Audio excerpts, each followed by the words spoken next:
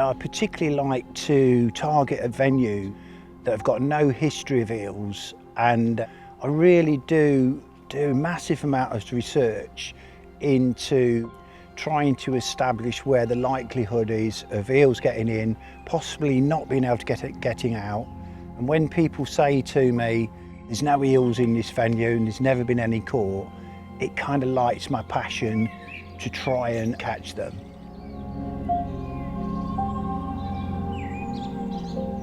Favourite venue to target eels is, because I've been doing it for so long, I kind of take things to the extreme, and I like to fish extremely low density pits, usually huge in size, and I like the challenge of putting all that hard work and graft in to hopefully get one of those rare exceptional fish.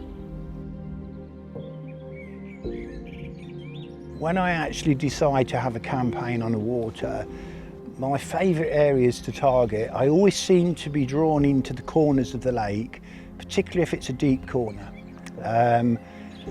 It's not always the obvious that you catch these eels, but I do believe in gut feeling and you know, a sense of where they might be. Eels never reveal where they are, they don't roll or anything like that. You've got no way of detecting eels for being there, and I'm a massive believer in the margins as well.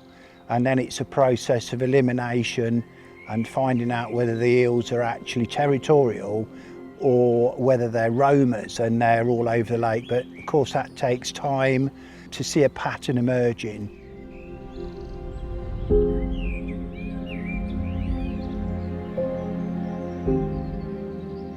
I think my favourite time to catch a specimen eel is definitely early doors, so you're looking at April, May, and then I really get excited sort of October, November, and can be a very good producing time. And I think it's down to the natural food in the sense that it hasn't peaked and it's dropping back, and it just gives you those fewer opportunities, would I say.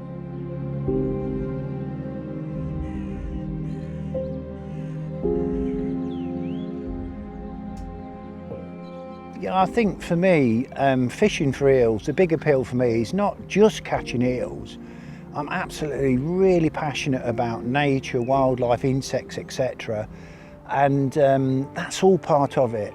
As long as I've set my store and I've done everything I think possible to catch those big fish, I'm happy to do all those immense blanks, etc. because I just love being out there. It's just that there's always something to see. I'm so passionate about wilderness and just general wildlife, and that is such a buzz. Night fishing, you get the best times possible with dawn and dusk, and some of the encounters are just irreplaceable.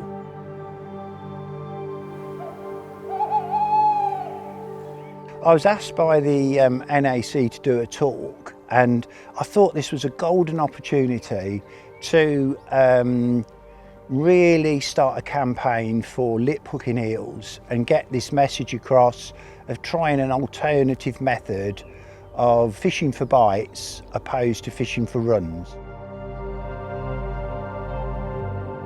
Regarding rigs and methods for fishing for eels, I tend to fish very different to the norm, and that's come about from the first 10 years of fishing for eels. I kind of followed how everybody else was fishing, and that has really remained to this day, where people use, in my opinion, ridiculously long hook links, and nobody actually talks about the problems in eel fishing with deep hooked eels, misruns, mistakes, etc. It took me many years to piece things together. I approach my fishing and my methods from an eel conservation point of view, because my lip hooking rate, it's just got better and better over the years. The most common mistake that I feel, rightly or wrongly, is that people use far too lighter leads. And many years ago I did tests in the water, etc., And it wasn't until I started to use leads of at least 4 ounces that my running rigs on a smooth bottom were actually working. Apart from fishing in silt where I can plug a lead to hold it in place, that made quite a considerable difference to my drop run rate.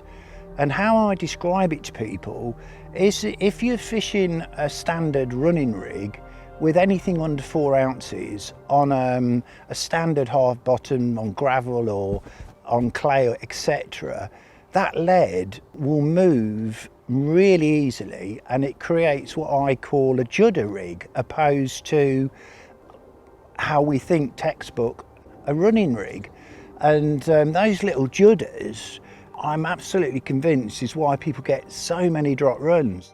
It's greatly improved for me by using very short hook links, and a long hook link for me would be 4 inches tops, whereas 2 to 3 inches would be a normal hook length for me. When an eel takes your bait, I want that eel to take the whole bait into its mouth and then get good registration my side.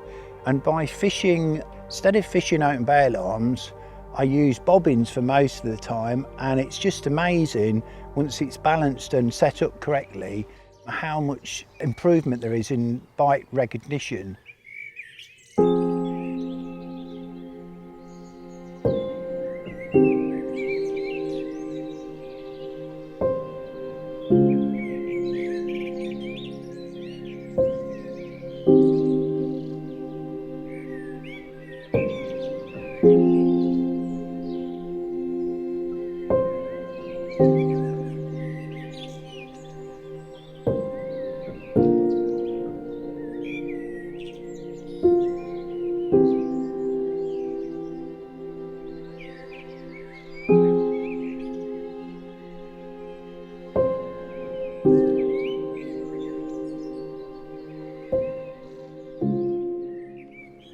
£6 3 ounces, pure gold. This is my 5th eel, 5th bite, all lipped hooked, which I'm really pleased about.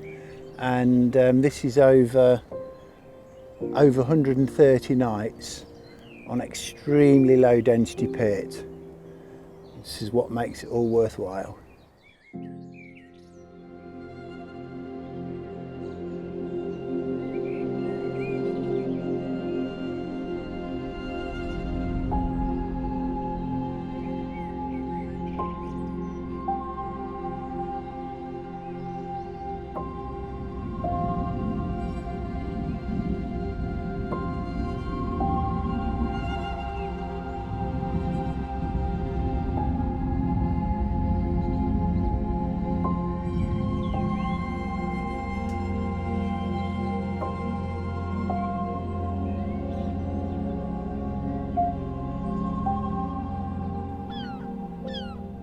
These tiny little eels that travel all the way from the Sargasso Sea, it takes them 3 years to reach our coastline, and then they become elvers.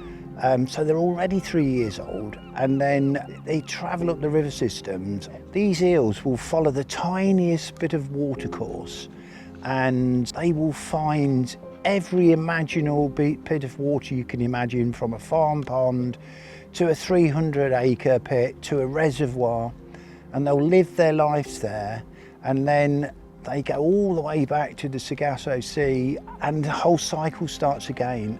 I mean, there's nothing more remarkable.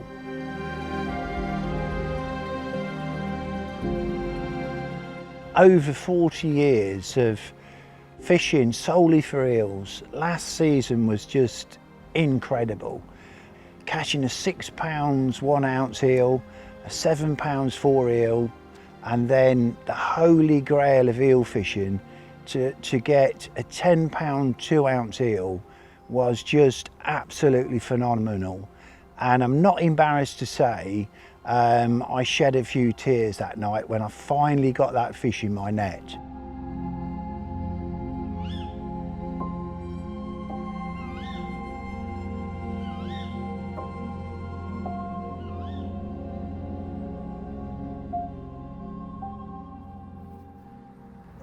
dedicating this fish to John Sidley and all the guys in the Dam Busters. It's taken me 40 years to get this fish. Absolutely awesome.